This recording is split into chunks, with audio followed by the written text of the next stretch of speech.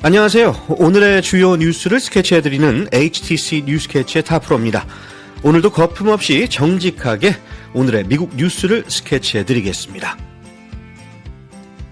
트럼프의 세제 개편안이 하원을 통과하며 복지 축소 논란이 커지고 있습니다. 트럼프 행정부가 하버드와 콜롬비아를 압박하며 대학가 갈등이 심화되고 있습니다. 트럼프 측이 OPT 폐지를 시사하면서 유학생 사회에 긴장감이 고조되고 있습니다. 미 국방부는 주한미군 감축설을 부인하며 방위 공약을 재확인했습니다.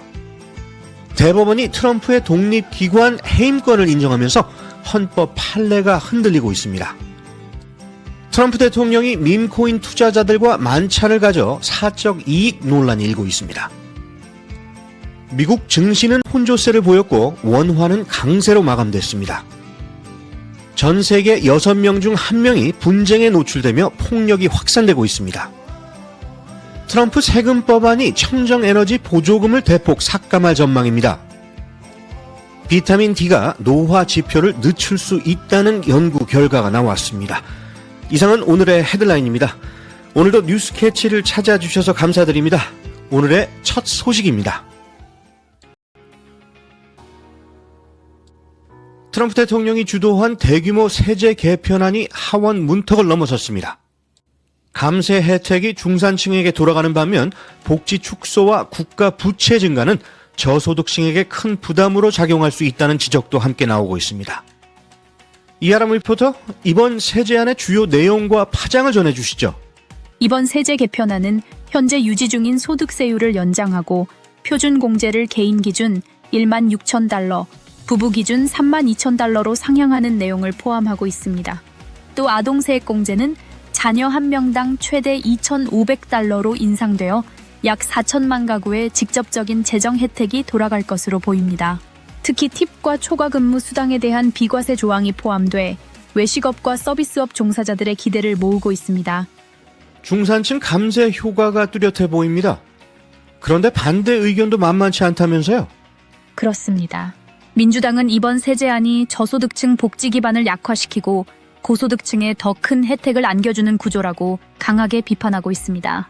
특히 메디케이드 예산은 7,150억 달러 삭감되며 일자리 요건 강화와 본인 부담금 부과 등으로 약 870만 명이 건강보험을 잃을 수 있다는 우려가 나오고 있습니다. 식량 지원 프로그램인 스납도 일부 주에서 지원 축소 가능성이 제기되고 있습니다. 교육과 기후 관련 지원도 영향을 받게 되겠군요. 맞습니다. 이번 법안은 바이든 행정부가 추진한 학자금 탕감 정책을 사실상 폐지하는 내용도 담고 있으며 전기차 구매에 대한 세액공제와 같은 기후 대응 관련 세금 혜택도 대부분 철회됩니다. 또한 주정부의 세금 공제 상한선을 2025년부터 4만 달러로 상향하는 내용도 포함되어 있어 일부 고소득주에서의 반발도 커지고 있습니다. 국가 재정 건전성 측면에서의 논란도 이어지고 있죠. 네, 이 법안이 통과되면 향후 10년간 국가 부채가 2조 4천억 달러 이상 증가할 것으로 예상되고 있습니다. 현재 미국의 국가 부채는 이미 36조 달러를 넘어선 상황입니다. 공화당은 미래 투자라는 입장이지만 민주당은 부자 감세라는 프레임으로 반대 여론을 모으고 있습니다. 법안은 다음 단계로 상원 심의에 들어가며 수정 또는 재조정 가능성도 제기되고 있습니다. 지금까지 HTC 뉴스캐치 이하람이었습니다. 트럼프 행정부가 미국 주요 대학들을 정조준하고 있습니다. 외국인 유학생 자격 박탈부터 반유대주의 논란까지 대학 자율성과 국제 학생들의 권리가 심각하게 흔들리고 있습니다. 유미정 리포터, 관련 소식 종합해 주시죠. 네, 먼저 하버드 대학교가 국토안보부로부터 외국인 유학생 수용 자격, 즉 SEVP 인증을 박탈당했습니다. 하버드가 반미 친테러 성향 외국인을 받아들여 학내 혼란을 방치했다는 이유인데요. 기존 유학생들도 72시간 내 자료를 제출하지 않으면 체류 자격을 잃을 수 있어 파장이 큽니다. 학계에서는 위헌적 조치라는 반발도 크다죠? 그렇습니다. 이어 캘리포니아 연방법원은 이 같은 유학생 비자 박탈 조치에 제동을 걸었습니다. 판사는 ICE가 법적 근거 없이 자의적으로 학생 기록을 삭제했다고 판시하며 현재 항소 중인 사건들이 모두 마무리될 때까지 유학생 체포나 추방을 금지했습니다. 유학생들은 안도의 한숨을 쉬고 있겠네요. 그런데 이번엔 또 콜롬비아 대학교가 타겟이 됐군요. 네, 트럼프 행정부는 컬럼비아대가 유대인 학생 차별을 묵인했다며 시민권법 위반 혐의를 제기했습니다. 캠퍼스 내 나치 상징 낙서 사건을 포함해 학교가 19개월 동안 적절한 대응을 하지 않았다고 지적했고, 이에 따라 이미 4억 달러의 연방 지원금이 삭감된 상태입니다. 이번 일련의 조치들이 단순히 학내 문제가 아니라 정치적 압박 수단으로 보이네요. 맞습니다. 하버드와 컬럼비아뿐 아니라 전국 대학들에 대한 트럼프 행정부의 연방 자금 압박이 확산되고 있고, 특히 외국인 학생들과 표현의 자유를 둘러싼 갈등이 심화되고 있습니다.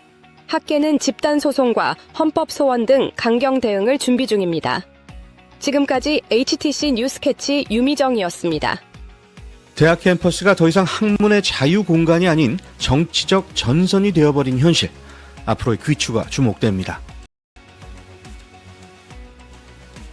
트럼프 행정부가 유학생 졸업 후 취업을 허용하는 OPT 프로그램을 폐지할 가능성을 내비쳐 파장이 커지고 있습니다.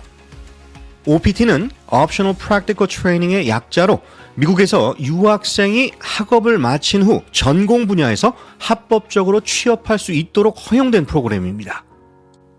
이민서비스국 국장 지명자인 조셉 애들로는 OPT가 오남용되고 있다며 폐지를 원한다고 밝혔습니다. OPT 이용자는 24만 명 이상이며 한국 출신 유학생도 7,700명에 달합니다.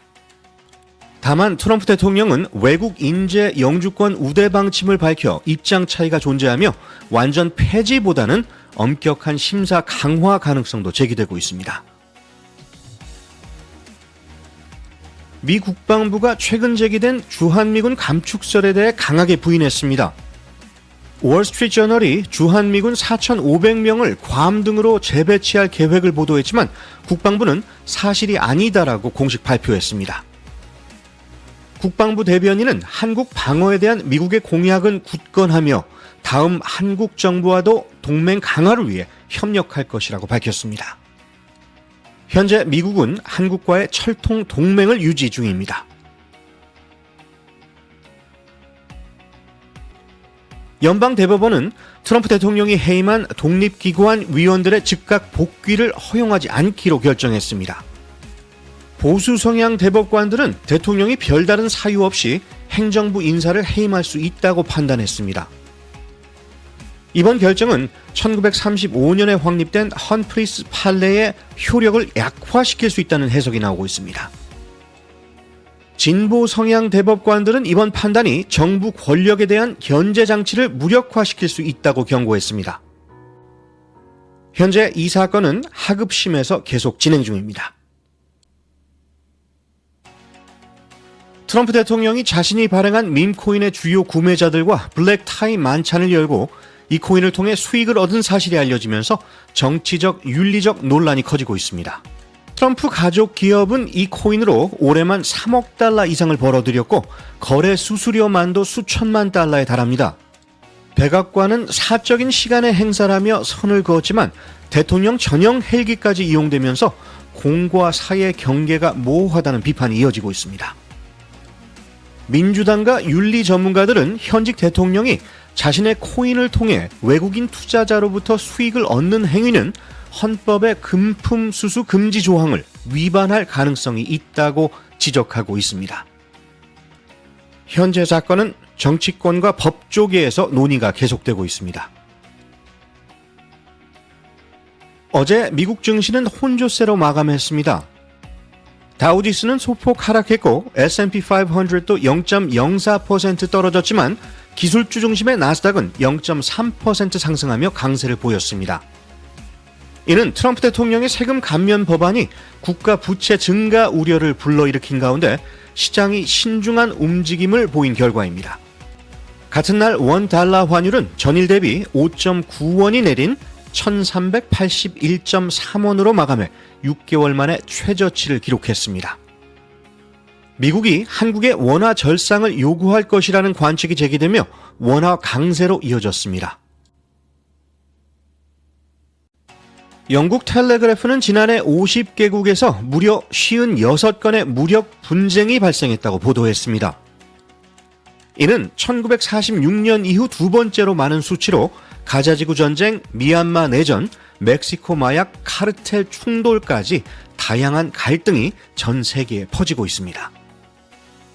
사망자 수는 2023년 15만 명에서 지난해 다시 24만 명 가까이 급증했습니다.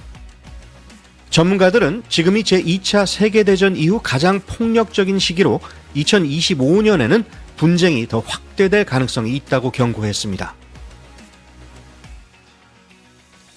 트럼프 대통령이 추진하는 One Big Beautiful Bill 세금 법안이 하원을 통과하며 청정 에너지 보조금 5,200억 달러가 삭감될 위기에 놓였습니다. 북 전역의 배터리, 태양광, 풍력 공장 투자를 위축시키고 전력망 안정성과 인공지능 경쟁력에도 악영향을 미칠 수 있다는 우려가 커지고 있습니다. 분석에 따르면 이 법안이 통과되면 향후 10년간 미국 경제에서 1조 달러 이상이 증발하고 가계 전기 요금은 연평균 270달러 이상 오를 것으로 예상됩니다. 현재 법안은 상원에서 경론이 이루어지고 있으며 국내외 투자자들은 심각한 혼란에 빠지고 있습니다.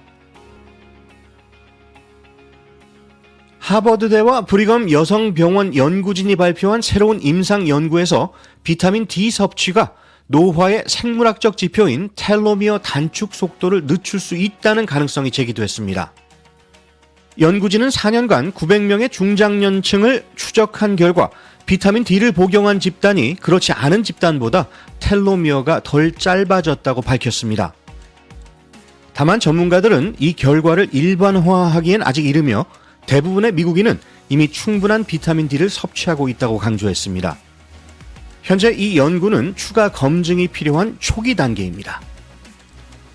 스스로를 내보이면은 재능이 드러날 것이라고 합니다.